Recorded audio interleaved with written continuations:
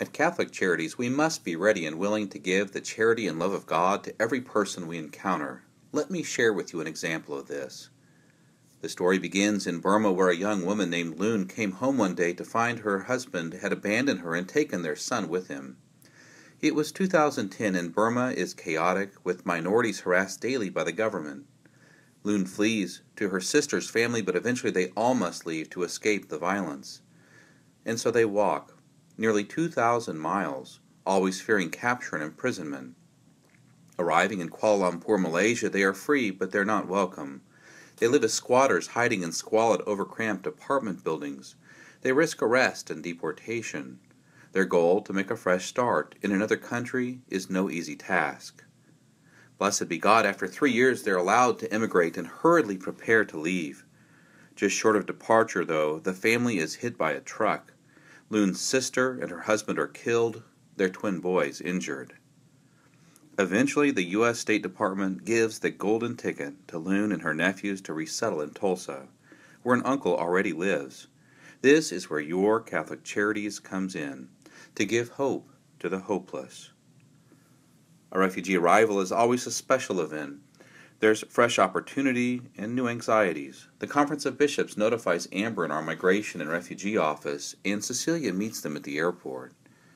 During the busy first days, we provide food and shelter, clothing, English classes, orientation to understand everything, from the bus system to the currency to how electricity works. We reunite Loon with her uncle and introduce her to Tulsa's thriving Burmese community.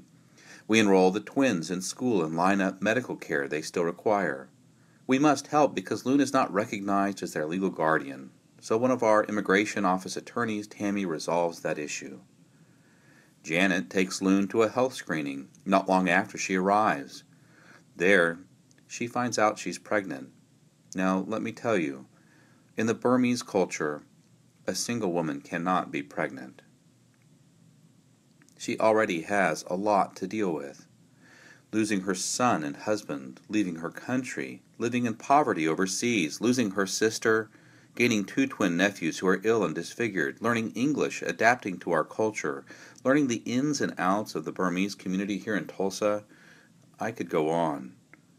What will her uncle say? What will he do? She could be thrown out of her home and ostracized by her community.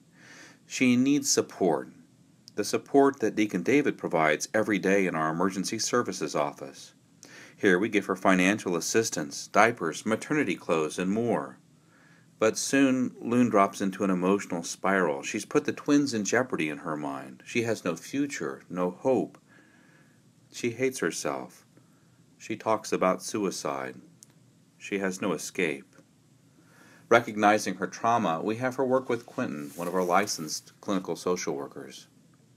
She just wants it all to go away, for the baby to go away, and so Loon schedules an abortion at the behest of others and tells our staff that she's miserable and feels trapped. Adoption's a foreign concept that she rebuffs, the risk of others finding out she's pregnant just too much. And so we ask for one last visit before it's done. She tells Cecilia she'll come, but that's the end. We prepare our clinic, an ultrasound machine, a gift from guys like Dan with the Knights of Columbus. We put in an emergency call to Dr. Johnson from OSU, who runs our Blessed Mother Teresa Women's Health Center. He drops everything to be there for Loon and her baby. He helps her to see the baby. He helps her to hear the baby. Then we step back and pray. Pray until we sweat blood. We wait a month. Then Loon calls Cecilia. She's chosen life. She's moved from self-destruction to hope, living sacrificially to save someone else. She wants to learn more about adoption, and so we put her in touch with Mary Lee at our adoption office.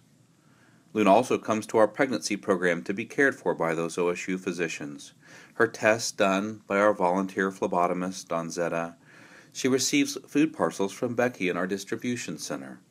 We shuttle her to hundreds, literally hundreds of appointments for the twins' medical issues. It's hard, but with help she's renewed. She comes to know God's love, one day at a time. As she chooses the perfect family for her baby, Ashton in our Catholic Charities adoption office contacts Dylan International because Loon believes the right family would be open to an Asian child, would love music, and would welcome a first child. And what a wonderful child! Born November 2013 at one of our Catholic hospitals, healthy and happy, truly made in the image and likeness of God. We help Loon even now with everyday needs, an apartment and medication for the twins, a Merry Christmas of toys and a great food basket.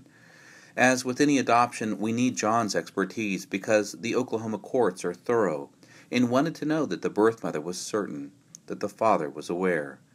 Catholic Charities even hired a PI to search half a world away to reach out to him. And after a year, the adoption was finalized.